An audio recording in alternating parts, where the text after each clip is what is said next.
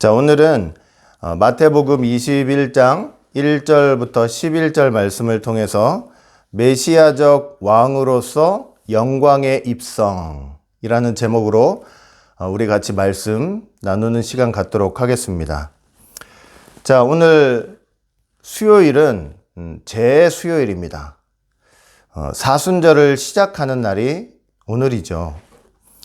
이 사순절은 예수님의 고난과 부활을 앞두고 신앙적으로 준비하는 영적인 준비 기간이라고 말씀을 드릴 수가 있습니다. 오늘날까지 내가 하나님을 믿는다, 하나님을 섬긴다, 그렇게 하면서 살아왔지만 내가 진정으로 거짓 없이 정직하게 성실하게 살아왔느냐.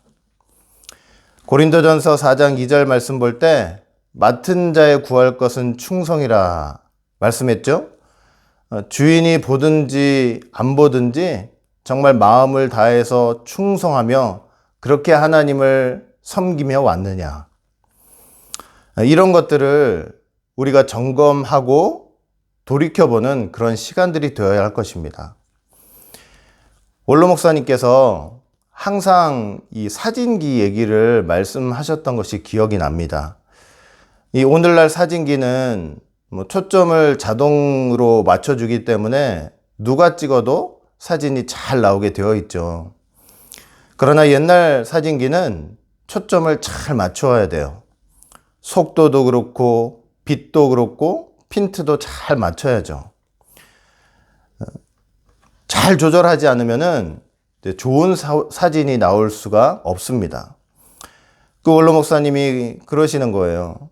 그 사진기를 만질 때마다 내가 정말 하나님 마음에 맞는 생활을 하고 있느냐.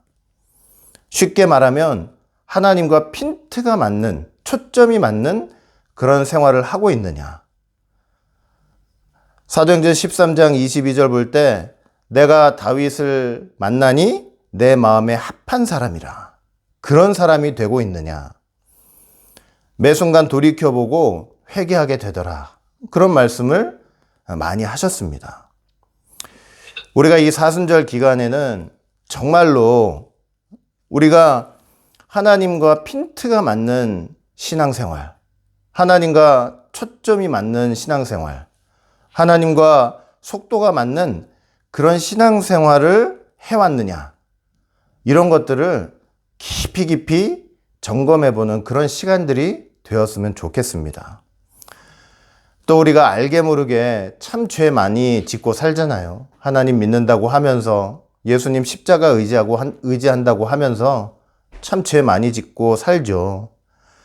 죄의 종이 돼가지고 이러면 안 되는데 이거 죄인데 이러면서도 그 소가 멍에 끌려가듯이 그 죄에게 그렇게 끌려다니면서 우리가 그렇게 살아오지는 않았습니까?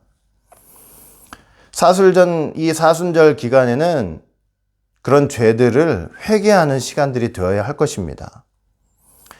사순절 끝에 있을 그 주님의 십자가, 그 희생을 바라보면서 회개하는 시간.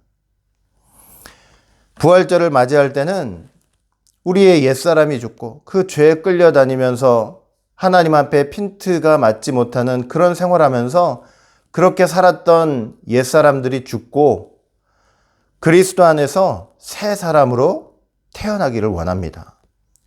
사순절은 회개와 갱신의 시간이 되어야 한다는 것이죠. 누구든지 그 이름이 생명책에 기록되어 있지 않으면 다 지옥 간다고 했습니다. 생명책에 그 이름이 기록된 자만이 구원을 얻고 천국을 간다고 성경은 분명히 말씀을 하고 있어요. 죽어서 그냥 아무것도 모르고 어떤 일도 일어나지 않는다면 죽는 것도 괜찮죠. 그러나 만약에 죽어서 지옥을 가게 된다면 그 세세 무궁토록 그 뜨거운 유황불에서 소망이 없잖아요. 지옥이 왜 지옥이냐? 소망이 없기 때문이에요. 1년 후면 끝난다. 2년 후면 끝난다. 이런 소망이라도 있으면 좋잖아요. 지옥은 소망이 없어요. 영원토록이에요. 여러분, 그렇게 생명책에 이름이 기록되지 않으면 우리가 영원한 고통 속에서 비참하게 그렇게 될 수밖에 없다는 것입니다. 그 이름이 생명책에 그래서 기록된 자는요, 누가 뭘 하지 않아도 이렇게 사순절 고난주간 오면요, 그래서 지금까지의 삶을 돌아보게 되고 주님 앞에 회개하게 되고 주님 안에서 새 사람 되기를 각오하고 결심하게 되어 있는 거예요. 이번 사순절 특별히 교회에서 어떤 구간을 정해드리지는 않겠지만 각자 마음에 작정하시는 가운데 사복음을 읽으셔도 되고 또 마태복음, 마가복음, 누가복음, 요한복음 어느 한 책을 또 선택하셔서 읽으셔도 되고 그렇게 하시면서 그 말씀을 진지하게 읽으시면서 그렇게 말씀 안에서 회개하면서 하나님 앞에 내 자신을 돌아보는 그런 시간으로 삼는 우리 모든 성도들이 다 되었으면 좋겠습니다. 자, 오늘 본문 볼 때 예수님께서 이제 33살이 되셨죠. 33살이에요. 마지막으로 예루살렘을 입성하십니다. 예수님이 이 땅에 오셔서 예루살렘 총 몇 번 방문하셨느냐? 오늘 이 방문까지 합쳐서 7번이 총 7번. 오늘 7번째죠. 겸손의 왕, 구속의 왕, 평강의 왕으로 그렇게 입성을 하고 계시는 거예요. 누가 알았습니까? 예수님이 이 땅에 인간들에게 뽑혀가지고 그렇게 세상 임금 되셔서 다스리는 그런 메시아가 아닙니다. 하늘과 땅, 보이는 세계와 보이지 않는 세계, 천군 천사, 모든 인류의 왕이시죠. 만왕의 왕이십니다. 바로 그러한 분이 지금 예루살렘에 입성을 하고 계시는 거예요. 사람들이 자기 겉옷을 길에 펴고 나뭇가지를 들고 소리를 쳤죠. 호산나 다윗의 자손이여 찬송하리로다. 주의 이름으로 오시는 이여 가장 높은 곳에서 호산나. 우리를 구원하소서. 우리를 구원해 주소서. 예수님 귀에 그렇게 소리치는 그 음성들이 귓가에 이렇게 들리는 거예요. 그러나 예수님은 그 소리치는 음성이 귀에 들으시면서도 마음에는 들려오지 않으십니다. 왜냐면은 저 무리가 나흘 후가 되면은 성난 폭도와 같이 변해가지고 저 예수를 십자가에 달아 죽이게 하시옵소서. 지금 그렇게 하는 것이 예수님 눈에 보이는 거예요. 채찍에 맞고 그냥 인정사정 없이 그 갈대로 예수님의 머리를 치고 또 치고 있는 대로 가래침을 뱉고 수건을 가려놓고 그 귓방망이 주먹으로 팍 친 다음에 네가 선지자라며 누가 쳤는지 한번 맞춰봐라. 머리에 가시관 탁 쓰시잖아요. 그냥 그 머리에 구멍이 나서 피가 내리는데 눈을 뜰 수 없을 정도로 그렇게 피가 쏟아지는 거예요. 양손 양발 커다란 대못으로 십자가의 못을 박았죠. 그거 십자가 일으켜 세울 때 사람들이 예수님 아플까봐 살살 조심해서 그렇게 세웠겠습니까? 십자가가 세워질 때 쿵 하잖아요. 그 순간 온몸이 사지가 찢겨나가는 그런 고통을 당하게 되는 것입니다. 피와 물이 빠지는데 저는 잘 모르겠어요. 상상도 안 돼요. 온몸에서 피가 빠져나갈 때 그 고통이 그렇게 극심하고 힘들다는 거예요. 그렇게 고통스럽다는 거예요. 말로 다 할 수가 없는 거예요. 우리를 구원하소서 다윗의 자손이여 주의 이름으로 오시는 이시여. 환호하며 외치는 소리를 주님은 귀로 듣고 계시지만 예수님은 지금 다른 것을 보고 계시는 거예요. 그 참혹한 모습을 보시면서 예수님은 홀로 묵묵히 하나님의 뜻을 아버지의 뜻대로 하기 위해서 예루살렘으로 입성을 하고 계시는 거였습니다. 여러분, 자식들 한번 속속해 보세요. 자식들 다 키워보셨으니까 아시잖아요. 자식이 열심히 공부하는 줄 알았더니 남자한테 미치고 여자한테 미쳐가지고 연애나 하고 공부 안 해요. 어디 가서 못된 짓 하고 사고를 치고 있어요. 그 소식 듣는 순간 가슴이 철렁하고 눈앞이 캄캄해지잖아요. 뭐 밥을 아무리 진수성찬을 해서 먹는다고 해도 모래알 씹는 거랑 한 가지죠. 자식이 하나만 속을 썩여도 그 부모 마음이 이렇게 되고 온 가족이 쑥대밭이 되고 앞이 캄캄한데 예수님은 한둘이 아닌 거예요. 억조찬생 모든 인간들이 다 속을 썩이고 있는 거예요. 계시록 공부할 때 제가 말씀드렸죠. 하루가 천년 같다. 하루가 천년 같은 거예요. 원로 목사님이 옛날에 이런 예를 드시더라고요. 쌀 한 가마니 아시죠? 한 가마니 밖에 없는데 그 한 가마니에 1000가마니에 들어갈 쌀을 다 집어넣는 거래요. 하루가 천년 같다는 건. 물리적으로 불가능한 거죠. 가능하지가 않죠. 찢어지고 째지는 거죠. 아프죠. 여러분, 쌀가마니 이야기가 아닙니다. 하나님의 마음이에요. 하나님의 마음. 예수님께서 당하시는 이 십자가의 고통이란 그래서 하루가 천년 같은 세계인 거예요. 고통이에요, 고통. 예수님이 이 땅에 오심 자체가 하루가 천년 같은 세계예요. 그 영원하시고 온 우주에 충만하신 그분이 그 인간의 조그만한 몸으로 오신 거 아닙니까? 쌀 한 가마니에 1000가마니 들어갈 쌀 집어넣으신 거 아니에요. 왜? 우리 인류를 구원하시기 위해서.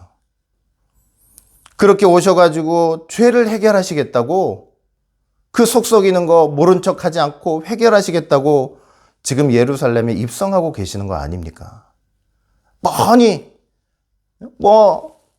다윗의 자손이요 호산나 주의 이름으로 오시느니요 그거 귀에 들어옵니까? 그 사람들이 어떻게 될 거 다 아시는데 무슨 일을 당하실지 다 아시면서 그러시면서 입성하고 계시는 거예요. 우리가 뻔히 저기 들어가면 어떻게 될지 안다면 우리 들어갈 수 있겠냐고요. 못 들어가는 거예요.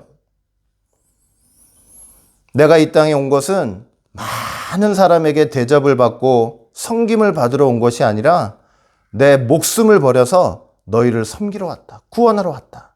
말씀하신 그 뜻을 그대로 이루시기 위해서 그 길을 가시는 겁니다. 33살이면 어른이죠. 장정 아닙니까? 큰 나귀도 아니고 새끼 나귀 타고 그 새끼 나귀 여러분 어린 거 타고 그거 들어온다고 할 때 제대로 걷지도 못하고 뒤뚱뒤뚱 이리저리 기우뚱합니다. 사람들이 의아해할 수가 있어요.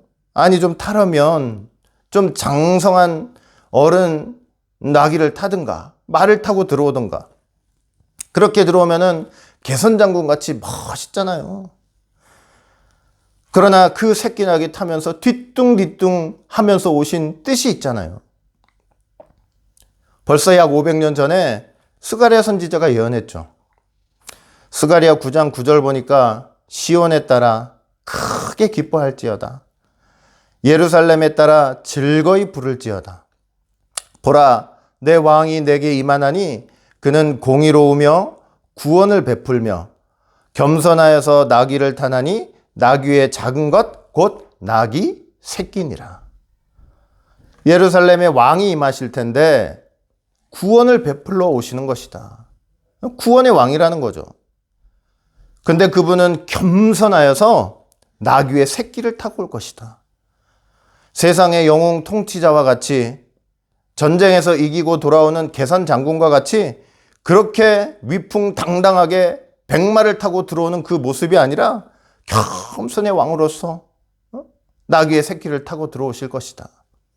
이거 누가 알았습니까? 아무도 몰랐죠. 더 다 큰 어른이 저 나귀 새끼 타고 오면서 저렇게 뒤뚱뒤뚱거리면서 오나? 아무도 깨닫지 못했죠. 성경을 좀 연구하고 그 성경이 성취되는 것을 주목하는 그런 사람들이었다면 나귀 새끼 타고 오시는 그 예수님을 바라보면서 스가랴 말씀 좀 생각할 수 있었잖아요. 아무도 깨닫지 못했어요. 이상하다 생각하지, 다 큰 어른이 저게 뭐냐 생각하지, 지금 예수님께서 선지자의 예언대로 나귀 새끼를 타고 오시는 그 의미를 아무도 알지 못했던 것입니다. 아무도 깨닫지 못했어요. 인류의 죄를 위해서 희생제물로서 들어가시는 주님이죠. 세례 요한이 예수님 보자마자 고백한 내용이 있잖아요. 요한복음 1장 29절 볼 때 이튿날 요한이 예수께서 자기에게 나오심을 보고 가로되 보라 세상 죄를 지고 가는 하나님의 어린 양이로다. 세상 죄를 지고 가는 하나님의 어린 양이로다. 이 말씀이 지금 성취되는 순간이잖아요. 억적 찬생 아담 이후 얼마나 많은 사람들이 왔다 갔습니까? 그 죄를 걸머지시고 지금 예수님께서 예루살렘으로 입성하고 계시는 거죠. 제자들이 좀 그렇게 나귀 새끼를 타고 그 세상의 죄를 지고 가는 어린 양으로서 예루살렘 입성하시는 그 예수님의 마음과 하나님의 뜻을 깨달았다면 얼마나 좋았을까요? 3년이나 예수님과 함께 있으면서 그렇게 말씀 받으면서 눈만 껌뻑껌뻑 하고 있는 것이죠. 많은 사람들이 예수님 들어갈 때 호산나 우리를 구원하소서 다윗의 자손이여 주의 이름으로 오시느니여 이러니까 마음이 들썩들썩합니다. 야, 예수님 따라다니면서 이거 성공하면 나도 한 자리 하겠구나. 무지몽매 예수님이 지금 무엇을 들으시면서 어떤 마음으로 그 길을 가고 계시는지 나귀 새끼 타고 들어가시는 의미도 하나도 모르고 있는 거예요. 마음에 눈물 좀 흘리면서 저 온 우주의 왕이 뒤뚱거리면서 나귀 새끼를 타고 들어가시는 그 의미를 깨닫고 세상 죄를 지고 가시는 그 예수님의 무거운 그 발걸음을 헤아리는 사람이 한 사람도 없었던 것입니다. 성경 볼 때 예수님 마음이 민망해요. 너무나 민망하다. 서글프고 여우도 굴이 있고 새도 깃들일 것이 있는데 인자는 머리 둘 곳이 없다. 머리 둘 곳이 없다. 얼마나 외롭습니까? 얼마나 고독합니까?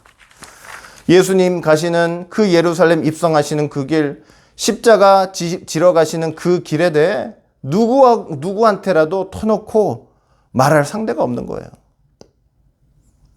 예루살렘 온 성이 다 소동하였다고 그랬죠. 예수님 환영 열기로 아주 불이 붙었습니다. 예수님은 눈 하나 깜짝하지 않으시는 거예요. 그저 묵묵하게 그 십자가의 길, 십자가 지시는 그 길을 걸어가고 계셨던 것입니다. 그렇게 예루살렘 입성하신 후에 예수님 어디 찾으셨어요? 당시 로마 총독 빌라도한테 찾아갔습니까? 종교 으뜸 대제사장 종교 회의에 찾아갔습니까? 아니에요. 성전을 바로 찾아가셨습니다. 바로 성전을 향해 직진하셨어요. 예수님의 가장 큰 관심사가 도대체 무엇이냐? 성전이에요, 성전. 성전입니다. 누가 지금 로마 제국에서 파견이 나서 이 유대 나라를 다스리고 있느냐? 어떤 대제사장과 종교 지도자들이 이 종교 성전에서 중심적인 역할을 하고 있느냐? 그게 아니에요. 성전이에요, 성전. 성전 찾아가서 지금 자기 백성들이 하나님의 성전에서 무엇을 하고 있느냐? 내가 왔는데, 평강의 왕, 그 구속주가 예루살렘 성에 왔는데 성전에서 자기 백성들은 무엇을 하고 있느냐? 이것이 가장 예수님의 큰 관심사예요. 그래서 제일 먼저 들어가셔가지고 모든 것을 둘러보시는 거예요. 자기 백성이 기도하고 있느냐? 나 맞을 준비를 하고 있느냐? 메시아 맞을 준비를 하고 있느냐? 쭉 다 그는 돌아보신 것입니다. 주님께서는 지금도 마찬가지입니다. 세상에 흥망성쇠의 역사가 있고 얼마나 많은 일들이 있습니까? 그러나 주님께서는 지금도 당신의 교회에 가장 큰 관심을 갖고 당신의 교회의 모든 것을 돌아보고 계신다는 사실을 우리는 꼭 믿어야 할 것입니다. 주님 맞이할 준비를 잘 하고 있느냐? 아니면은 말씀과 기도도 없는 강도의 굴려를 만들고 있느냐? 우리는 주님 맞이할 준비를 잘 하고 있는 그런 교회가 되기를 간절히 소망합니다. 아멘. 그렇게 다 돌아보시고 베다니로 퇴장하시는 거예요. 아까 말씀드렸죠. 예루살렘 평강의 성읍이에요. 성전이 있잖아요. 그 평강의 성읍의 참 주인 되시는 분, 성전의 참 주인 되시는 분 예수님이잖아요. 그런데요, 머물 곳이 없어요. 그곳에 예수님 머물 곳이 없어요. 쓸쓸하게 제자들과 함께 그 환영을 받아가면서 입성은 하셨으나 쓸쓸하게 제자들과 함께 퇴장을 하신 것입니다. 베다니로. 가난한 집이죠. 식사 대접도 제대로 못하는 거예요. 오죽했으면 그 다음날 월요일날 그 베다니에서 머물다가 나오셔가지고 배가 그렇게 고프신 거예요.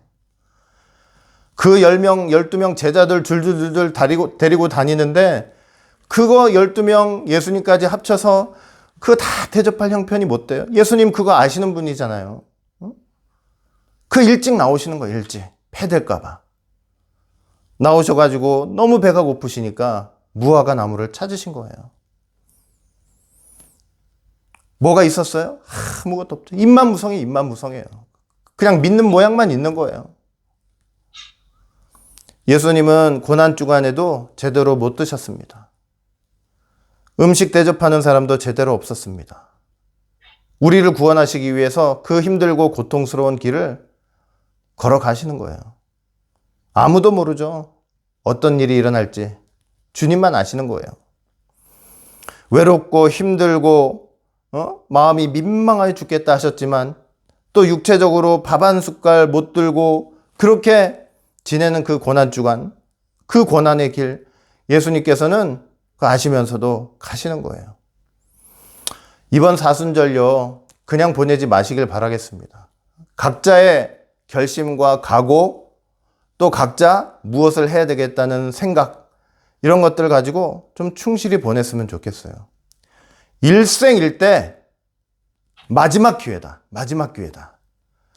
그 주님의 십자가 은혜를 깊이 생각하고 내가 주님 앞에서 철두철미하게 회개할 수 있는 마지막 기회다. 그렇게 생각하시면서 이 회개와 갱신의 시간을 기회로 삼아 주님 안에서 새롭게 거듭나는 놀라운 역사가 있으시기를 주의 이름으로 간절히 축원드리겠습니다. 기도하겠습니다. 사랑과 은혜가 풍성하신 아버지 하나님, 오늘도 이렇게 귀하고 복된 날 저에게 허락하여 주시고 귀한 수요 예배로 저희들 인도하여 주시니 진심으로 감사드립니다. 오늘부터 사순절이 시작됩니다. 이 사순절 우리에게 주신 회개의 시간인 것을 다시 한번 깊이 생각하며 하나님 앞에 하나님을 믿고 하나님을 섬긴다 했지만 하나님과 초점을 맞추고 하나님과 핀트를 맞추며 정말로 하나님께서 기뻐하시는 신앙생활을 했는지 돌아보는 시간이 되게 하시며 내가 아니다 이건 아니다 하면서 죄의 노예가 되어서 그 멍에를 지고 끌려갈 수밖에 없는 소마냥 그렇게 죄를 짓고 살았던 우리는 아니었는지 점검하면서 철저하게 주님 안에서 죄의 멍에를 벗어버리고 믿음과 신앙의 정말 그 길, 자유의 길, 죄 안 짓고 경건하고 거룩한 길을 가기로 결심하고 각오하는 귀한 시간이 될 수 있도록 인도하여 주시옵소서. 주님의 고난의 발자취를 다시 한번 깊이 생각하면서 우리 죄를 사하여 주시기 위해 주님께서 어떤 희생의 길을 걸어갔는지 깊이 묵상하면서 감사하고 또 감사하게 하시며 죄 짓는 것을 무섭게 여기고 무겁게 여길 수 있는 우리가 다 될 수 있도록 인도하여 주시옵소서. 끝까지 붙잡아 주시고 인도해 주실 줄 믿고 감사드리며 사랑 많으신 예수님 이름으로 감사하며 간절히 기도드리옵나이다. 아멘.